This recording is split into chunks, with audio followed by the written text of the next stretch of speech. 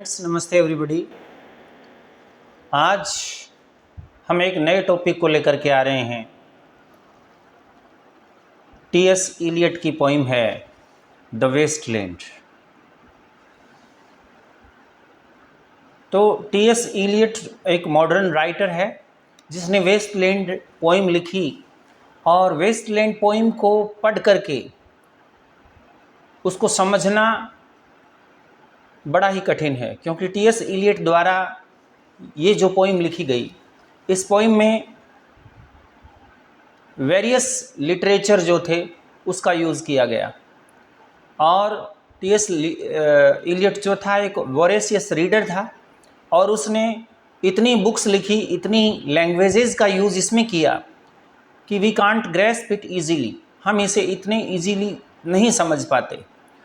तो कैसे T.S.. Elliot की ये पोइम है, ज़्यादा समय वेस्ट ना करते हुए आइए अपने इसको शुरू करते हैं, क्योंकि ये कॉम्पिटिटिव एग्ज़ाम में तो पूछी ही जाती है। जैसे पीजीटी इंग्लिश के एग्ज़ाम में टी.एस. इलियट की पोइम द वेस्टलैंड से क्वेश्चन किए जाते हैं। तो अपने इस पोइम को एक एक करके हर क्वेश्चन जो कहाँ से बनना चाहिए और कैसे आता है उसके ऊपर अपने पूरा कंसिडर करेंगे। दूसरा, इसके ट्रांसलेशन पर भी अपने पूरा विचार करेंगे कि इसका असली में मीनिंग क्या है, what is the real meaning of this poem.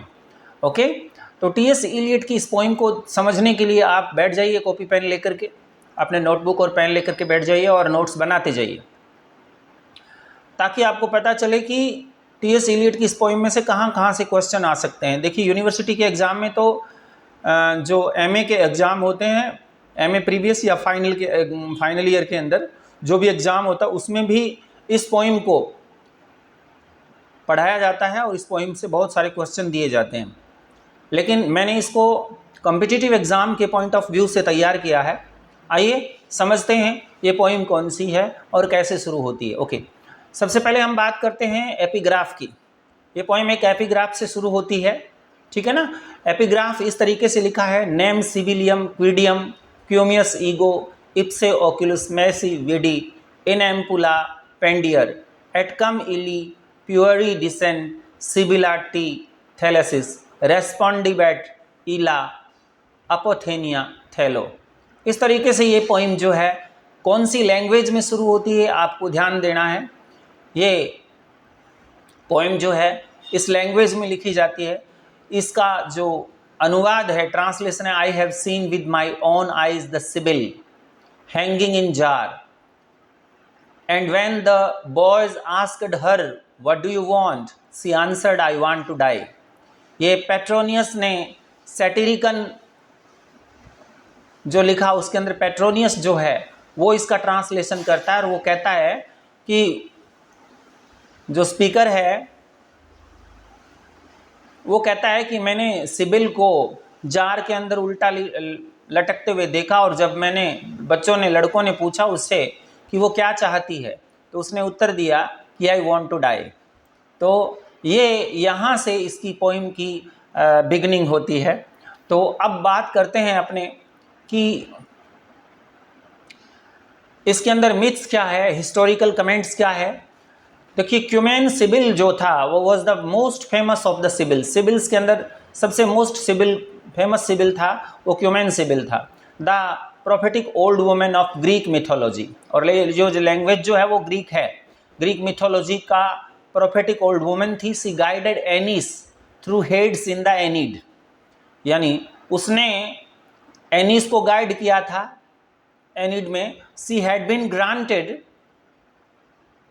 Immortality by Apollo, यानी सिबिल को इमॉर्टैलिटी किसने दी थी? अपोलो ने दी थी। But because she forgot to ask the perpetual youth, क्योंकि सिबिल ने जब उनसे ब्लेसिंग मांगी, बून मांगा, तो उसने परपेचुअल यूथ मांग नहीं पाई। तो परपेचुअल यूथ नहीं मांगने के कारण सी श्रैंक इनटू विदार्ड ओल्ड एज। अब वो इमोर्टल तो हो गई, लेकिन यूथ ना मांगने के कारण वो ओल्ड एज में विदार्ड हो गई, बिल्कुल झुर्रियाँ पड़ गई, सूख गई। एंड अथॉरिटी डिक्लाइंड, और उसका जो अथॉरिटी थी, उसका जो ताकत थी, वो कमज़ोर हो गई। तो यहाँ से इसकी क्यूमेन सिबिल जो है वो कौन था? सबसे पहले तो आपको ये पता होना चाहिए कि एपिग्राफ ग्रीक लैंग्वेज में लिखा गया और ग्रीक मिथोलॉजी के अंदर प्रोफेटिक ओल्ड वुमन जो थी वो सिबिल थी। उसने एनीस जब एनिड की यात्रा कर रहा था हेड्स के माध्यम से, हेड्स एक रिवर है, वहाँ पर इसको गाइड किया था, तो उस समय अपोलो गॉड ने उसको इमोर्टल होने का बून दिया था, वरदान दिया था। परंतु इमोर्टल तो हो गई इसने ओल्ड एज, ध्यान देना, ओल्ड इमोर्टल तो हो गई, इमोर्टल होता है तो ओल्ड एज भी होती है, ओल्ड एज होती है तो ओल्ड एज के कारण क्या है, विदार्ड हो गई वो, और वो जार के अंदर उल्टी लटकी हुई है और वो अपनी ओल्ड एज से, अपनी इमोर्टलिटी से दुखी है। और जब बच्चे उससे पूछते हैं कि भाई आप क्या चाहते हो, तो वो कहती है कि मैं मरना चाहती हूँ। हालांकि ये इमोर्टल है लेकिन उसकी इच्छा क्या है, डेथ की इच्छा है। तो यहाँ से इस पोइम की बिगिनिंग होती है। आइए आगे देखते हैं। एपिग्राफ द सिबिल ऑफ क्यूमे, ये सिबिल ऑफ क्यूमे जो है इसका एपिग्राफ है। What is the narrator of the epigraph का नरेटर कौन है? याद रखना, ही कोट्स ट्राइमल्चियोस बोस्ट, ट्राइमल्चियोस बोस्ट है, ये एनकोल्पियस जो था वो राइटर है, वो उसकी ट्राइमाल्चोस जो है उसकी बोस्टिंग को बताता है। Who had become the shrunken insect, कौन बना? तो याद रखना है क्यूमेन सिबिल जो थी वो श्रंकन इंसेक्ट के रूप में बन गई।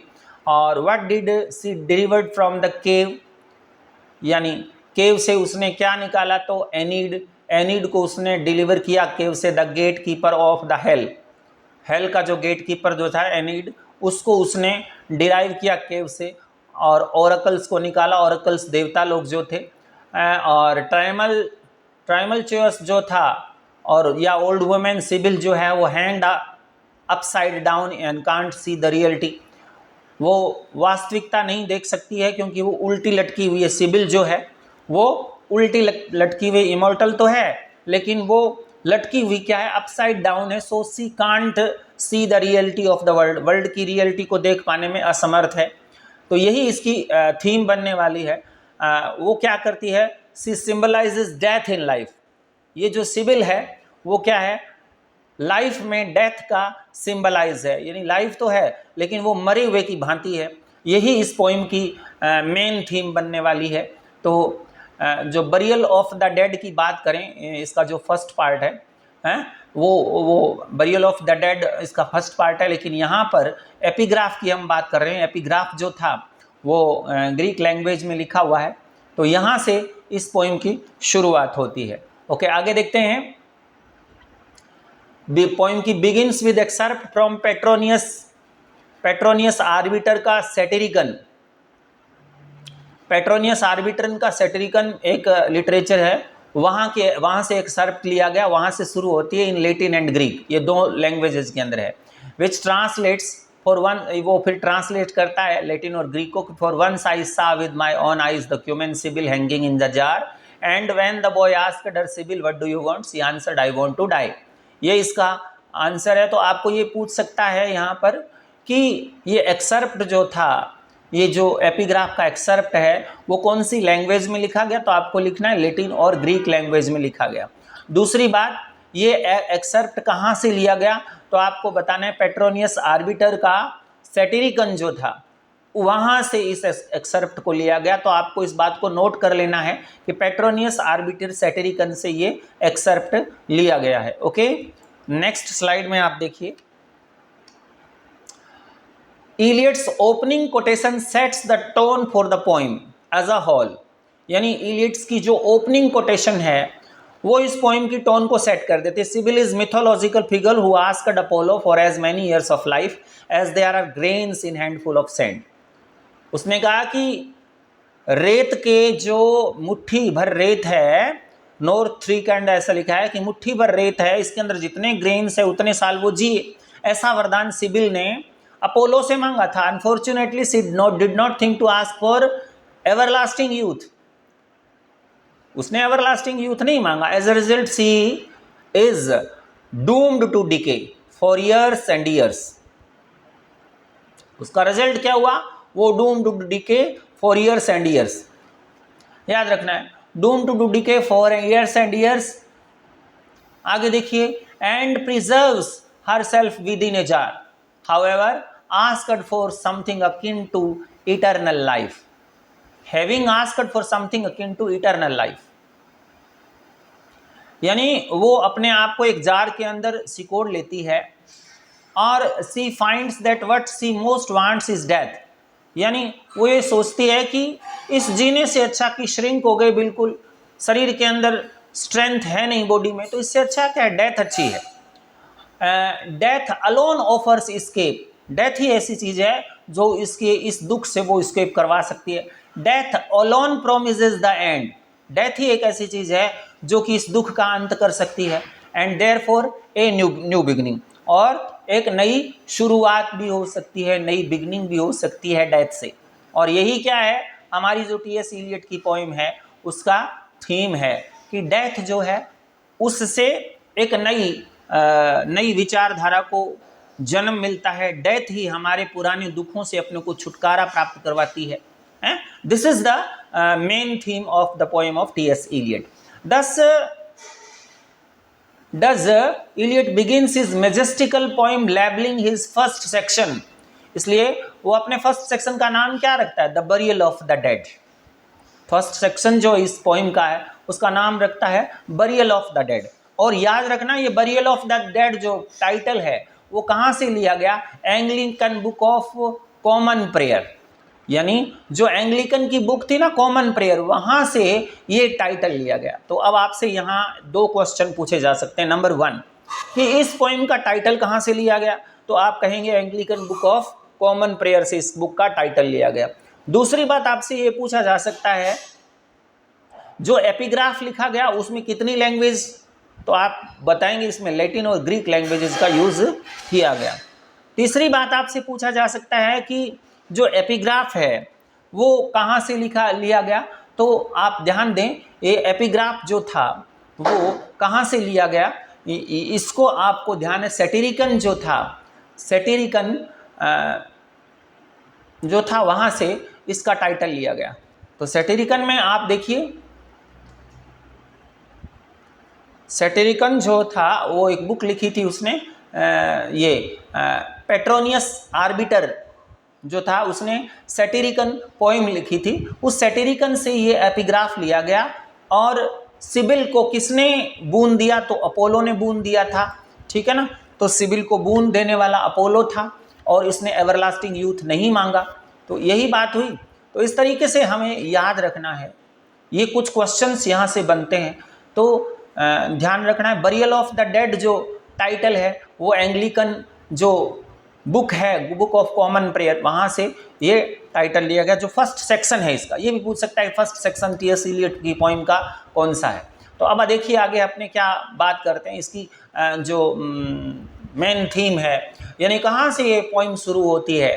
आपको बता दूं कि ये एजरा पाउंड जो था वो टी.एस. इलियट का इंस्ट्रक्टर था, गुरु था. तो एजरा पाउंड के लिए लिखा इल मिग्लियर फैब्रो, इसने लिखा इल मिग्लियर फैब्रो फॉर एजरा पाउंड, क्योंकि ये बुक जो थी वो एजरा पाउंड को समर्पित थी. अब ये बुक कहाँ से शुरू होती है, ये पोइम जो है वो कहाँ से शुरू होती है, यहाँ से शुरू होती है. April is the cruellest month, breeding lilacs out of dead land, mixing memory and desire stirring, dull roots with spring rain, winter kept us warm, covering earth in forgetful snow, feeding a little life with dried tubers. अब यहाँ से ये poem शुरू होती है. तो यहाँ देखिए अप्रैल को यहाँ पर क्रूएलेस्ट मंथ बताया गया है. अब आप अप्रैल को यहाँ पर क्रूएलेस्ट मंथ बताया गया है. और ये लिखा है breeding lilacs out of dead land, यानी डेड लैंड के अंदर लिलैक्स उग रहे हैं. Mixing memory and desire, memory और डिजायर का मिक्स हो रहा है.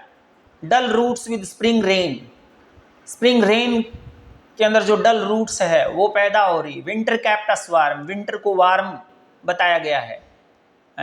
तो कवरिंग अर्थ इन फॉरगेटफुल स्नो, और अर्थ को फॉरगेटफुल स्नो के अंदर कवर्ड दिखाया गया है. Feeding a little life with dried tubers, तो सूखे हुए ठूंठ की बात, उसमें सूखे हुए ठूंठ के अंदर जान भरी जा रही है. तो ये चीज़ें पहले भी स्टेंजा के अंदर दिखाया जाए तो इसमें क्या है, रीजनरेशन है, मेमोरी है, मेमोरी और डिजायर गिव पेन।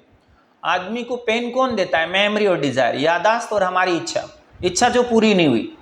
अब इसमें फॉरगेटफुलनेस है, स्पिरिचुअल डेथ है, आदमी की डेथ यहाँ स्पिरिचुअल डेथ है, और यहाँ पर लाइफ इन डेथ, जीवन में मृत्यु को खोजने का प्रयास किया गया है, लाइफ इन डेथ, सॉरी, मृत्यु में जीवन को खोजने का प्रयास किया गया है। A little life with dried tubers की बात कर रहे हैं ना, तो वहां पर इसकी बात हो रही है।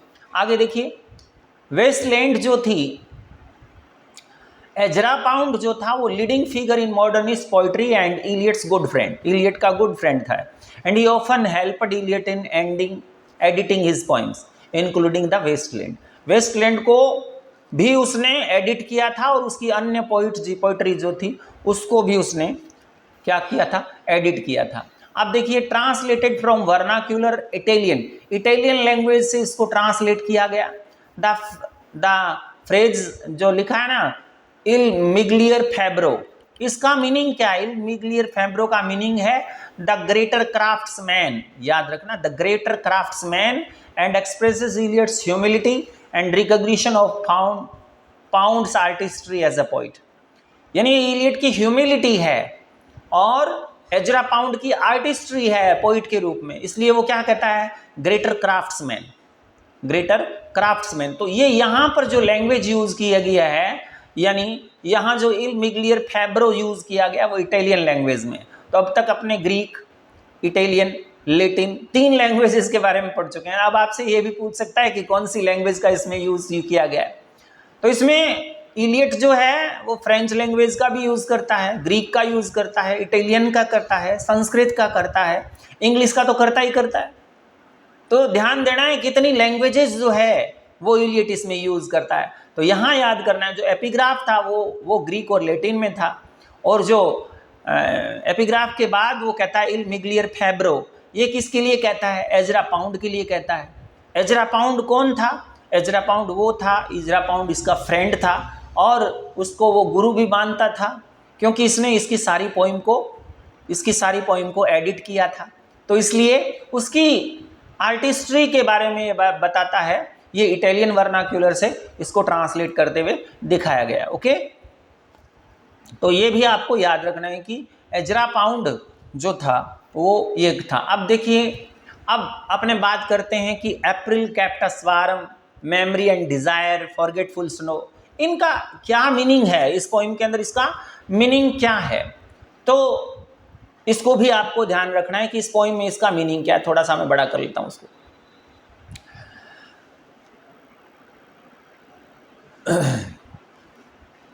देखिए, the poem begins with an unidentified speaker. अब इसमें जो स्पीकर है वो चेंज होते रहेंगे, ध्यान रखना, पता ही नहीं लगेगा कि कब स्पीकर चेंज हो गया, प्रोटैगनिस्ट कब चेंज हो गए, अपने को पता ही नहीं लगेगा। तो यहाँ पर जो स्पीकर है वो अनआइडेंटिफाइड है। कंट्रास्टिंग स्प्रिंग एंड विंटर, यहाँ पर स्प्रिंग और विंटर को कंट्रास्ट दिखाया गया है। द कंट्रास्ट इज आयरनिक, और वो कंट्रास्ट जो है वो भी आयरनिक है, पैराडॉक्स है। The speaker describe April the month associated with the return of spring, यानी स्पीकर जो है अप्रैल को स्प्रिंग के रिटर्निंग से दिखाता है, warmth and renewal of life as causing the greatest pain. और वो क्या है, देखिए, स्प्रिंग जो है वो किसका महीना है जिसमें स्प्रिंग आती है, स्प्रिंग जो है उसके अंदर वार्मथ आती है, लाइफ के अंदर रिन्यूअल आता है, ऐसा मौसम होता है, it is very pleasant weather होता है। बट यहाँ पर इलियट कहता है as causing the greatest pain, तो यहाँ कंट्रास्ट है, यहाँ पर कंट्रास्ट है। टी.एस. इलियट यहाँ पर कंट्रास्ट है।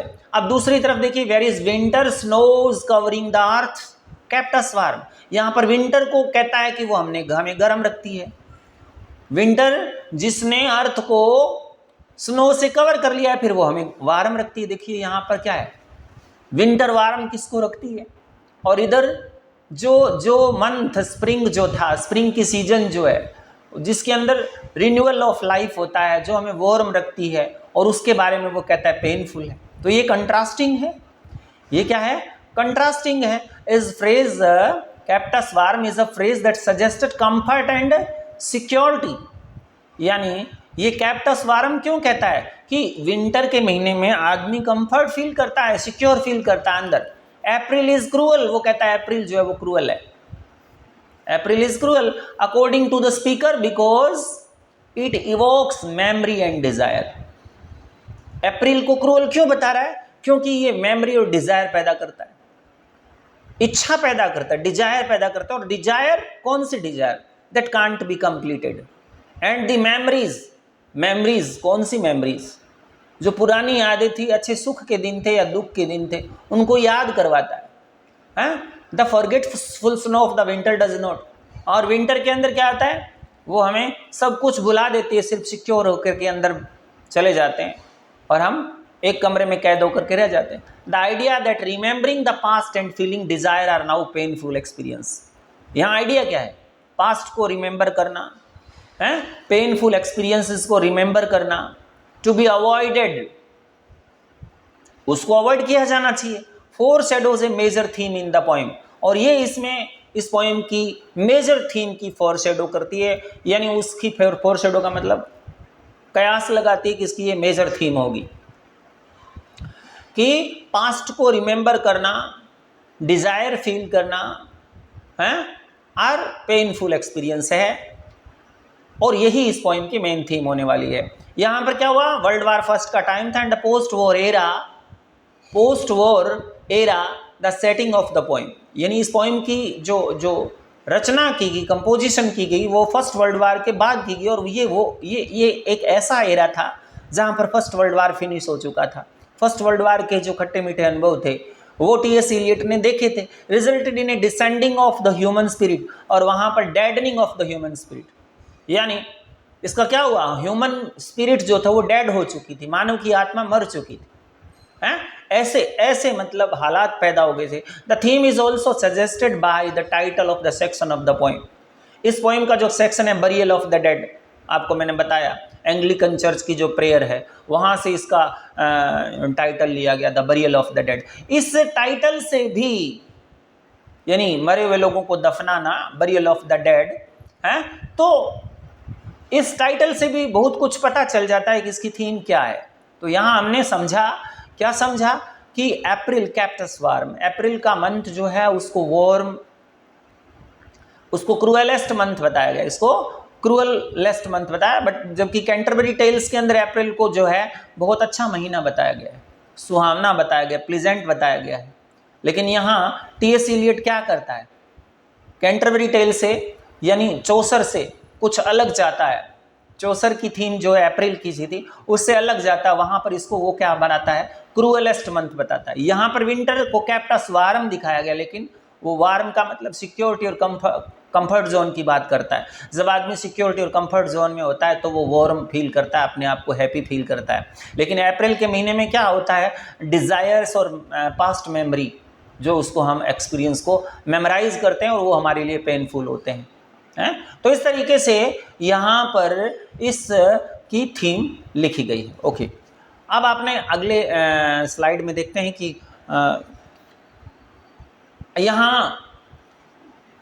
यहाँ जो बरियल ऑफ द डेड की बात करी अपने, अब यहाँ मैं आपको बता देता हूँ। यहाँ बहुत सारी बातें हमने लैंग्वेजेस की बातें कर दी, Italian language, Greek language, French language, English language, Sanskrit language, ठीक है ना? Italian, Greek, French, English, Sanskrit, तो ये लैटिन, तो ये 6 लैंग्वेजेस जो हैं उसके अंदर इस पोएम को लिखा गया। अब बरियल ऑफ डेड जो है, बरियल ऑफ डेड की जब हम बात करते हैं तो यहाँ पर मैं बात बता देता हूँ कि यहाँ पर जो टी.एस. इलियट है वो बहुत वोरेशियस रीडर था, तो उसने बहुत सारी मिथोलॉजिकल सिंबल्स का यूज़ किया। याद रखना, मिथोलॉजिकल सिंबल्स का यूज़ किया। कैसे? Osiris murdered by his brother disposed in water. Osiris का मर्डर किया गया था उसके भाई के द्वारा और उसको वाटर में डिस्पोज कर दिया गया। ओके, ठीक है ना? Entangled in the tree roots in the Lebanese port of Byblos. Byblos का जो लेबनीज पोर्ट था वहां जाकर के वो रूट में उलझ गया, वहां पर वो पैलेस का पिलर बन गया, ठीक है ना? अब देखिए, ओसिरिस की जो सिस्टर थी उसके साथ उसके भाई ने married to his sister Isis, यानी ओसिरिस की सिस्टर का नाम था आइसिस, आइसिस से उसने शादी कर ली, आइसिस से ने उसे शादी कर ली। आइसिस ने क्या किया, आइसिस से शादी कर ली। She buried him properly and hacked into 14 piece, उसने उसको अच्छी तरह से प्रॉपरली बरी किया और उसको 14 टुकड़ों में काट दिया। स्केटर्ड ऑल ओवर इजिप्ट, और उसको पूरे इजिप्ट के अंदर बिखेर दिया। And her sister buried them wherever they find, और उसकी सिस्टर ने उसको जहां कहीं भी मिले वहां पर उसको बरी कर दिया, दफना दिया। तो introduce the fear of death, ये जो चीजें हैं वो डेथ के फियर को इंट्रोड्यूस कर लिए। Parallel between the life sequence of the plants and man, और जो प्लांट और मैन का लाइफ सीक्वेंस है उसके बीच में वो चलती है, ठीक है ना। तो यहां बरियल ऑफ द डेड का मतलब ये आइसिस, ओसिरिस, ये जो गॉड्स हैं वो किसके हैं, ये फर्टिलिटी गॉड्स की बात हो रही है। जब इनको दफनाया गया वे पुनः उगेंगे, वो फर्टाइल लैंड की बात करेंगे। तो इसका मतलब डेथ से क्या हुआ, लाइफ की, डेथ से रिन्यूअल ऑफ लाइफ की बात हो रही है। तो यहां introduce the fear of death parallel between the life sequence of parallel suggested that death is required for new life. ये कहते हैं कि नए जीवन के लिए डेथ जरूरी है। You die to your flesh and are born to your spirit, ये आपका शरीर तो मर जाता है लेकिन आत्मा जो है वो फिर जन्म ले लेती है। फालन गार्डन, अब यहां पर कुछ और बातें, फालन गार्डन इज वेस्टलैंड, यहां पर फालन गार्डन की बात हो रही है, यही वेस्टलैंड है। वेस्टलैंड कौन सा है, फालन गार्डन है, फालन गार्डन है जहां पर एडम जो है वो ईव की बातों में आकर के गॉड की बात को वॉयलेट कर देता है, वो फालन गार्डन कहलाता है और वही वो वेस्टलैंड है, ठीक है ना। Original garden where there is no longer fear and desire only peace, जो ओरिजिनल गार्डन था जिसके अंदर एडम अकेला रहता था, एडम और ईव रहते थे और वहां पर वो सैटर्न नहीं आया था, ठीक है ना, सैटर्न नहीं आया था, तो वो ओरिजिनल गार्डन था, वहां पर कोई फियर नहीं था, कोई डिजायर नहीं थी, ओनली क्या थी, पीस थी। तो यहाँ फालन गार्डन के रूप में ये पूरे वर्ल्ड को दिखाया गया है जहां पर फियर ऑफ डेथ है, डेथ से आदमी को डर लग रहा है, फियर ऑफ डेथ है। और प्लांट्स और मैन दोनों के अंदर ही बात करते हैं कि जब वो मरते हैं तभी नया जन्म लेते हैं, रिन्यूअल ऑफ लाइफ आते हैं, डेथ जो है उसी से जीवन के अंदर नया जीवन पैदा होता है। तो डेथ को यहां अच्छा बताया गया। नेक्स्ट देखिए आप, टेक्स्ट पोइम की आगे टेक्स्ट वो हमने अप्रैल के बारे में पढ़ लिया। तो यहां पर हमने क्या सीखा, अप्रैल को क्रूएलेस्ट मंथ बताया, यहाँ कंट्रास्ट और आयरनी दोनों है, और यहाँ पर ओसिरिस और आइसिस दोनों बहन भाई है, ठीक है ना। ओसिरिस जो था उसकी मर्डर कर दिया गया था उसके भाई ने, और आइसिस के साथ शादी कर ली थी, और आइसिस ने उसको 14 पीसेस के अंदर कट करके पूरे इजिप्ट में बिखेर दिया था जहां कहीं भी उसको जगह मिली, और वो फिर उग गए, ठीक है ना। तो ऐसी कहानी, ऐसी मिथोलॉजिकल बातें जो है वो यहाँ पर आती है। देखिए अब पोइम देखिए, summer surprised us coming over the Starnbergersee, summer surprised us coming over the Starnbergersee with a shower of rain we stopped in the colonnade. ये स्टर्नबर्गर सी क्या है, कॉलोनेड क्या है, and went on the sunlight into the Hofgarten, Hofgarten क्या है, and drank coffee and talked for an hour. अब यहाँ पर ये जो लाइन लिखी है, बिग गार किनी रसिन स्टैम ऑस लिटवन इट डुएच, फ्रेंच लैंग्वेज है। And when we were children staying at the archduke's my cousin he took me out on sled and I was frightened he said Marie Marie hold on tight and down he went in the mountains there you feel free I read much of the night and go south in the winter. अब इसमें देखिए आप क्या कह रहा है, ध्यान देना है। यहाँ पर स्पिरिचुअल डिग्रेडेशन की बात हो रही है, आध्यात्मिक पतन की बात हो रही है, और यहाँ पर सेक्सुअल डिजायर की बात हो रही है। Marie Marie hold on tight, ये लाइन सेक्सुअल डिजायर की बात कर रही है। From world of innocent to world of experience, यानी एक भोले भाले संसार से एक अनुभवी संसार की तरफ लेके जा रही है।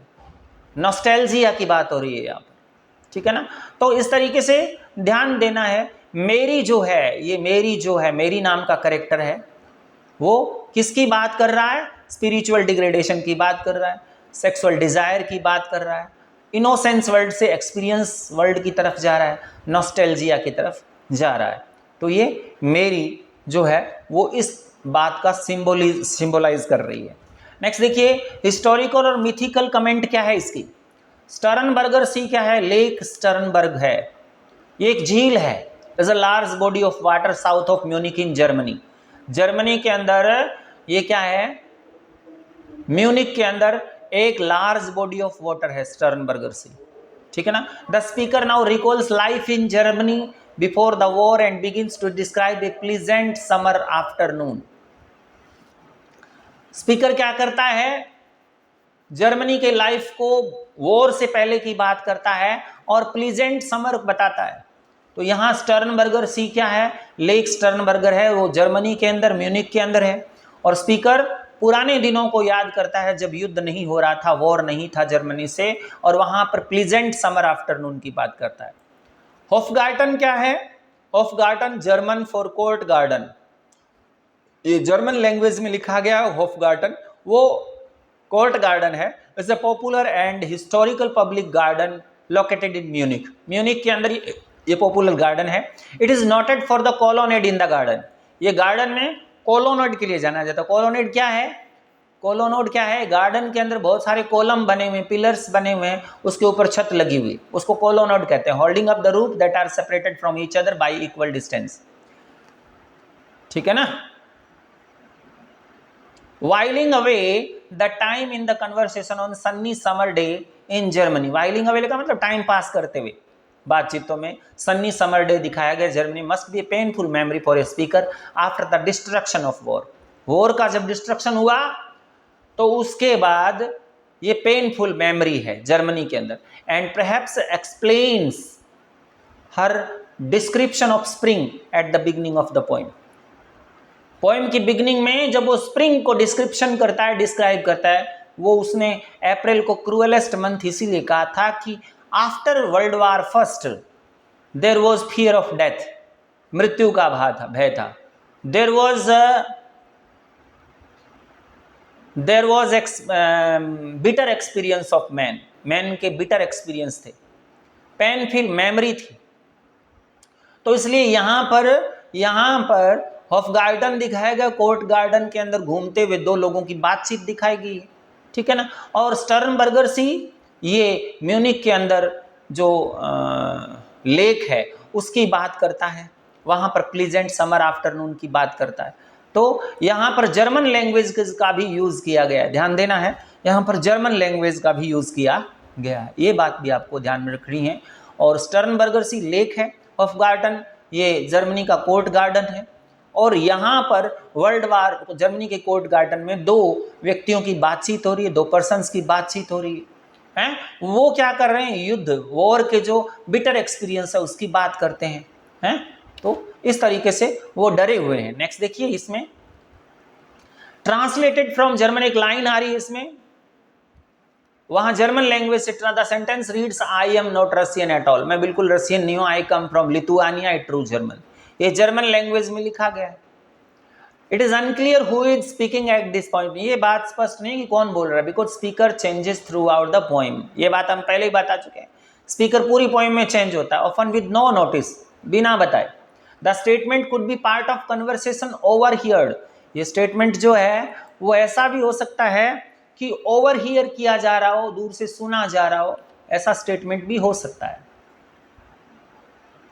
Overheard in the Hofgarten, Eliot's inclusion of foreign languages in the poem often serves a capture in the atmosphere of the particular setting. In this case, it emphasizes the geographical and political elements present in Europe before World War I. World War I से पहले geographical और political elements जो थे उनका भी presence इसमें दिखाया गया है। तो यहाँ पर जर्मन लैंग्वेज का यूज़ करना, डिफरेंट लैंग्वेजेस का यूज़ करना, पॉलिटिकल और जियोग्राफिकल दोनों प्रकार के अनरेस्ट को बताता है, ठीक है ना, दोनों प्रकार के अनरेस्ट को ये दिखा रहा है। अब देखिए, the allusion to the archduke, यहाँ पर आर्क ड्यूक की बात भी हो रही है, इसी में, इसी पैराग्राफ में आर्क ड्यूक की बात हो रही है। आर्क ड्यूक का जो अल्यूजन यहां पर दिखाया गया है refers to Austria's crown prince Rudolf, यानी आर्क ड्यूक कौन है? ये ऑस्ट्रिया का क्राउन प्रिंस है, उत्तराधिकारी राजकुमार है Rudolf, who was also in archduke and first cousin to Marie Countess Larisch. ये काउंटेस थी, मैरी काउंटेस थी, काउंटेस लेरिश को ही मैरी कहा गया है, और रुडोल्फ जो था उसको क्राउन प्रिंस कहा गया है, ऑस्ट्रिया का राजकुमार था।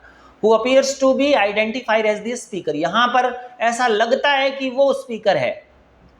इलियट जो है वो काउंटेस लेरिश यानी मैरी से मिला था इन म्यूनिख में, इधर इन द समर ऑफ 1911 और possibly in 1914 before world war first began. वहां से मिला था इलियट, जिससे मिला उसकी बातचीत को इसमें शामिल किया। This passage as well as others in the text seem to reflect conversation Eliot had with various people in his life। तो ये पैसेज जैसे बता रहा है वैसे ही अनेक पैसेज ये बताएंगे आपको कि इलियट किस किस से मिला। तो यहाँ पर जो आर्क ड्यूक है वो ऑस्ट्रिया का क्राउन प्रिंस है, और मेरी जो है वो वहाँ की काउंटेस लेरिश है, ठीक है ना। और यहाँ पर जो स्पीकर है वो ऑस्ट्रिया का क्राउन प्रिंस है, ऐसा माना जाता है। The passage marks the conclusion of Marie's two happy memories. अब इस पैसेज के अंदर जो पोइम की बात है ना मेरी वाली, वहां पर उसकी दो हैप्पी मेमोरीज जो है लाइफ की उसके बारे में बात करता है। Before the war and indicates her present emotional states, युद्ध से पहले उसकी प्रेजेंट इमोशनल स्टेट को बताती है। Reading much of the night, इसमें लिखा है मच ऑफ द नाइट, क्यों कहता है? Suggested isolation in withdrawal from human relationship. Night को वो ज्यादा इंपॉर्टेंस इसलिए देती है कि वो ह्यूमन रिलेशनशिप से आइसोलेट रहती है, विड्रॉल रहती है वो, क्योंकि ह्यूमन जो था वो ह्यूमन का एनिमी बन चुका था। So there was a fear of death, so she feel secure in the night and choosing to go south in winter, और विंटर में वो साउथ जाना चाहती है instead of going to mountain. Winter में माउंटेन की तरफ ना जाकर के साउथ की तरफ जा रही है। यू फील फ्री, जहां पर आप फ्री फील होंगे। सजेस्ट नो लॉन्गर फीलिंग और सीकिंग टू फील जॉय और फुलफिलमेंट। वहां एंजॉय करने की बात नहीं कर रही वो, यानी वो एंजॉय को नहीं खोज रही है, वो ये चाहती है कि वो फ्री फील करे, फियर से अपने आप को फ्री फील करे, ये मेरी चाहती है। तो इतना फियर था, तो ये दिखा रही है Marie's emotional state further develops the poem's themes of the disillusionment and the deadening of human spirit in the post war era. Post war era के अंदर जो ह्यूमन स्पिरिट की डेड हो चुकी थी उसके बारे में, और जो डिसइल्यूजनमेंट आ चुका था, ये दो थीम जो है उसकी तरफ संकेत करती है मेरी का जो ये इमोशनल स्टेट है वो। क्योंकि मेरी जो है वो माउंटेन में ना जा करके, जहां पर वो एंजॉय कर सकती थी, लेकिन वहां नहीं जा रही, वो साउथ की तरफ जा रही है। क्यों जा रही है? ताकि वो अपने आप को फ्री फील कर सके, ठीक है ना। अब देखिए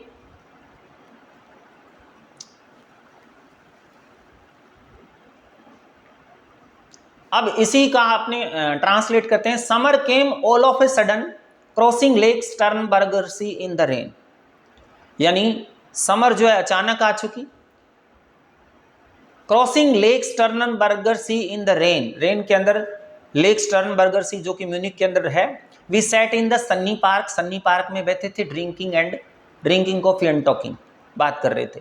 यहां स्पीकर कौन है? ऑस्ट्रिया का क्राउन प्रिंस रुडोल्फ, ठीक है ना।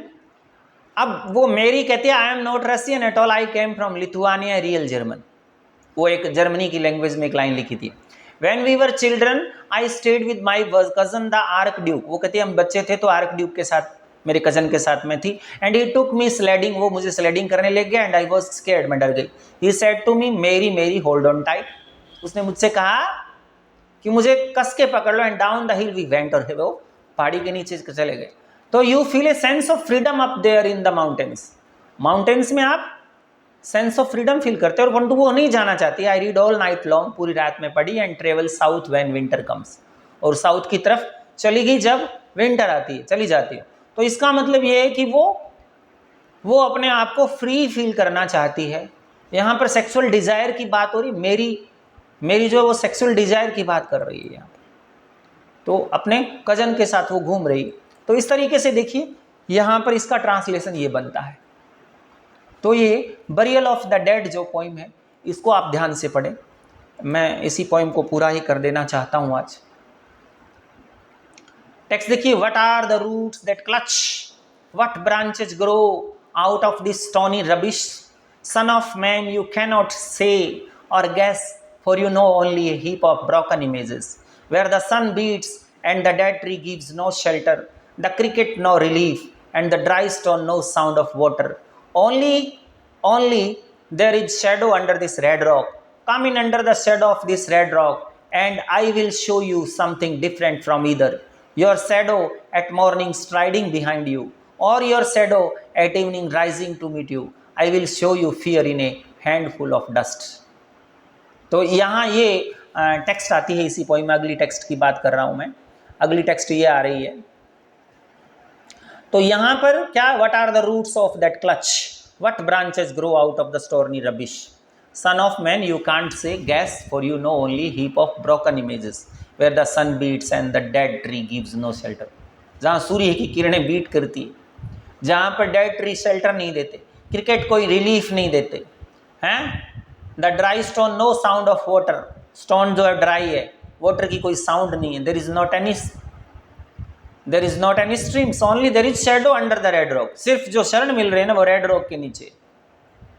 तो यहाँ रेड रॉक क्या चीज है, क्या बात हो रही है? मेरी उसी गार्डन की बात कर रहे हैं अपने, मेरी उसी गार्डन में, हॉफ गार्डन की, कोर्ट गार्डन में जो बात हो रही है उसी की बात कर रहे हैं। देखिए आगे, यहां पर बाइबल का रेफरेंस दिया गया, spoken by Ezekiel and Ecclesiastes in old testament.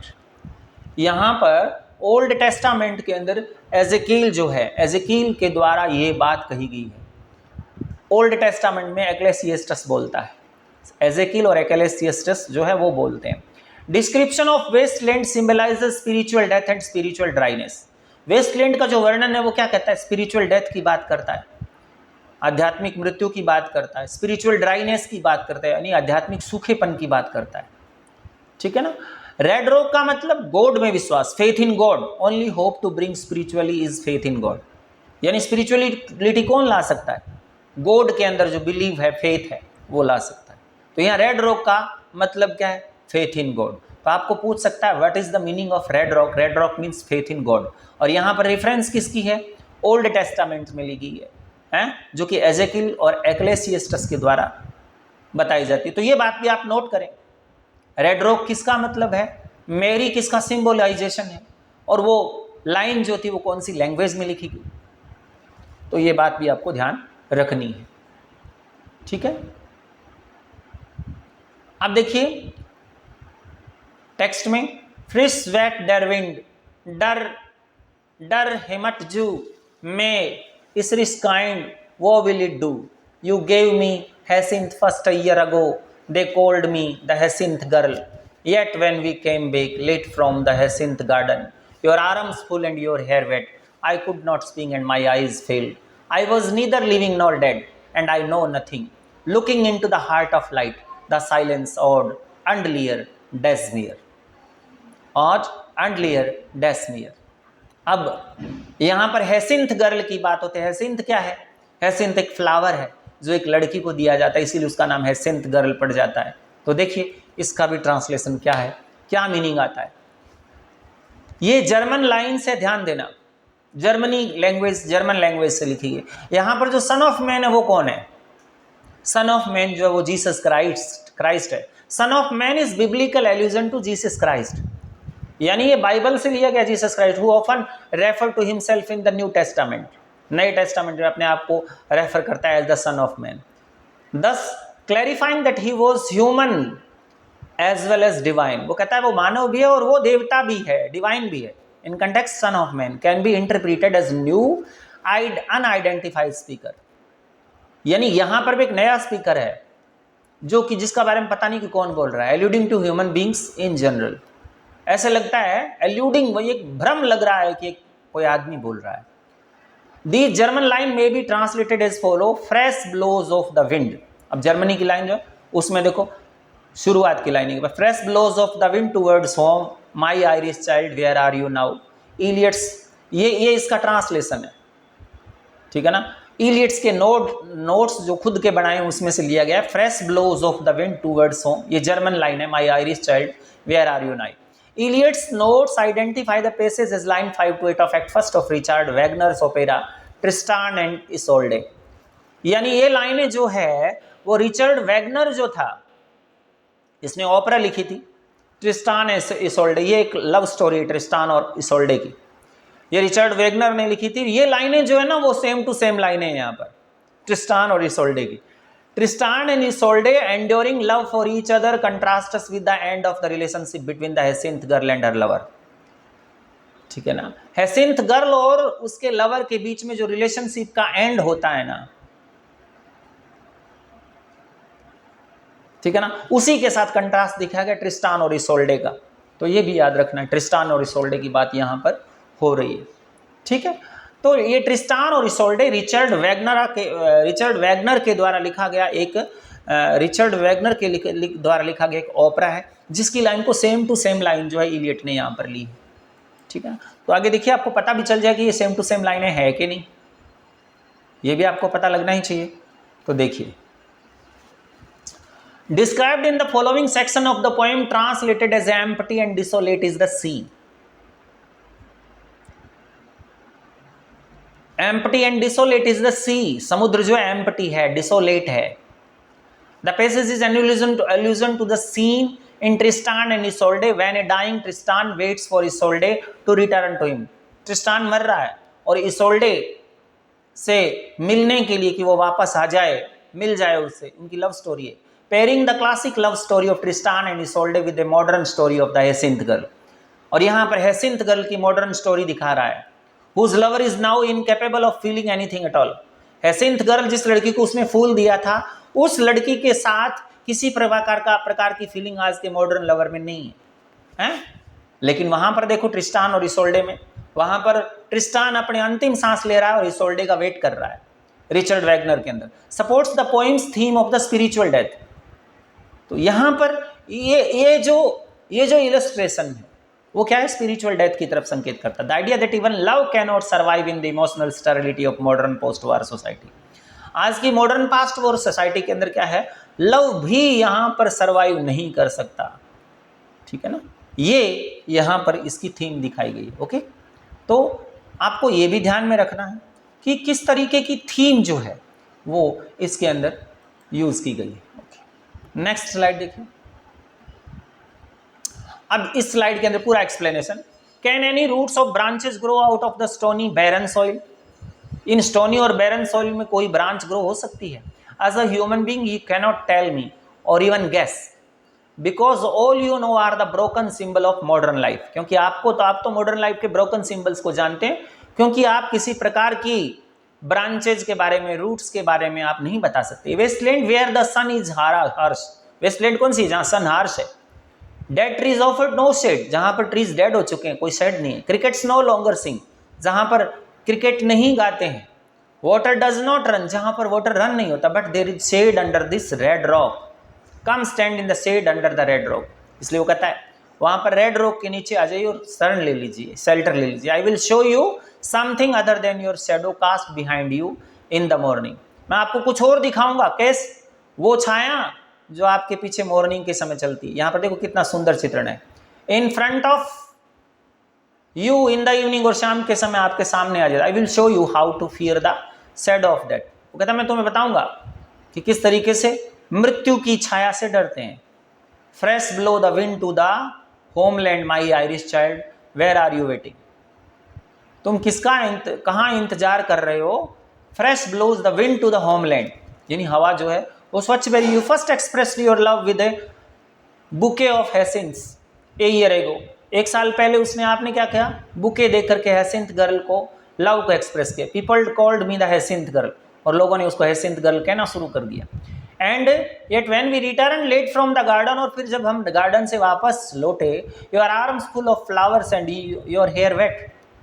Arms जो थी वो फ्लावर्स थे, फुल थी, आपके हेयर वेट थे। आई वॉज स्पीचलेस, और मैं बोला ही नहीं। I could hardly look to at you, और मैं मुश्किल से ही, मैं आपकी तरफ देखा ही नहीं। आई फेल्ट एम्प्टी, और मैं एम्प्टी फील किया। नीदर अलाइव नॉट डेड, ना जीवित ना मरा हुआ। I looked into your good heart and saw only science. Silence.